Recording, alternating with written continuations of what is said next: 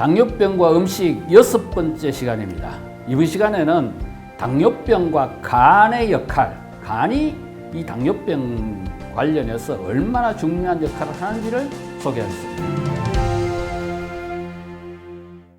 자, 우리 당뇨병에 간이 아주 중요한 역할을 해요. 세 가지 역할을 합니다. 첫 번째, 뭐냐? 우리 포도당을 저장하는 역할을 하고, 두 번째는 뭐냐? 공복 혈당을 조절하는 역할을 하고, 세 번째는 포도당을 만들어내는 역할을 합니다. 자, 하나하나 설명을 드릴게요. 우선은 포도당을 저장하는 역할, 그거는 뭐냐면 우리 혈당이 혈당이 높아지면은 적당한 혈당 외에는 이제 다른 데서 이제 그걸 저장을 해 놓는데 에너지원으로 쓰기 위해서 그게 이제 간과 근육 두 군데입니다. 그걸 분해되어 있는 포도당을 결합을 시켜서 다당체, 글리코겐 형태로 딱 저장해 놓는 거예요. 나중에 에너지가 필요할 때 그걸 분해해서 사용하기 위해서. 그런데 이게 간에 포도당이 너무 많이 들어오면은 글리코겐 형태로 다 저장을 못해서 지방으로 전환해서 보관을 해요. 그게 뭐냐? 지방간이 되는 겁니다. 자, 그 다음에 두 번째 역할은 뭐냐? 그렇게 해서 이제 우리가 저장해놨던 이제 글리코겐을 공복 시에는 포도당이 없지 않습니까? 우리가 음식을 안 먹으니까. 그럴 때는 저장해놨던 글리코겐을 분해해가지고 다시 포도당으로 만들어서 혈관에 공급을 해요.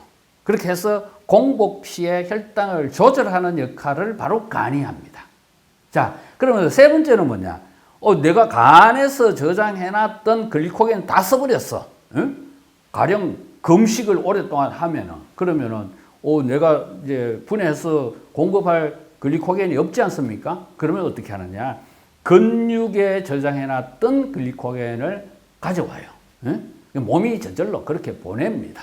그러면은 그걸 다시 분해해서 이제 혈관 속으로 포도당으로 공급하는 역할, 이걸 이제 간이 하는 겁니다. 그런데 여러분, 이 간의 기능이 정상이 아니라면은 그 역할을 제대로 수행을 못 하겠죠. 그래서 당뇨병이 걸리는 겁니다.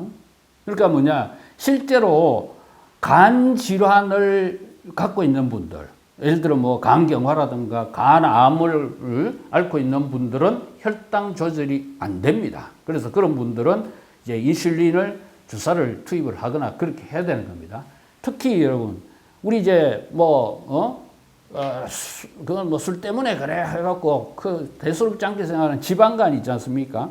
지방간. 그 지방간은 아까 이제 포도당이 지나치게 간에 많이 들어오는 것도 지방간의 원인이지만 지방간의 원인이 여러 가지가 있습니다. 그 중에 이제 뭐 과음도 있고, 그런데 아주 중요한 지방간에 영향을 주는 게 뭐냐면 비만입니다. 지난번 시간에 제가 말씀을 한번 드렸지만은, 그러니까 비만하면은 지방이 많기 때문에 그게 지방간의 원인이 되는 겁니다. 이렇게 지방간에 걸리면은 간에 아까 말씀드린 중요한 세 가지 기능을 못해요. 그래서 당뇨병의 원인이 되는 겁니다. 실제로 말입니다. 실제로 스위스의 어느 대학의 의과대학의 교수는 이렇게까지 주장을 해요. 모든 성인병의 원인은 간에 있다. 이렇게까지 이야기합니다. 그만큼 당뇨병은 간이 중요한 역할을 한다. 이렇게 보시면 됩니다. 그래서 여러분 당뇨병에 걸리지 않기 위해서 또 걸렸다면 그걸 제대로 관리하기 위해서는 간 건강부터 신경을 쓰십시오.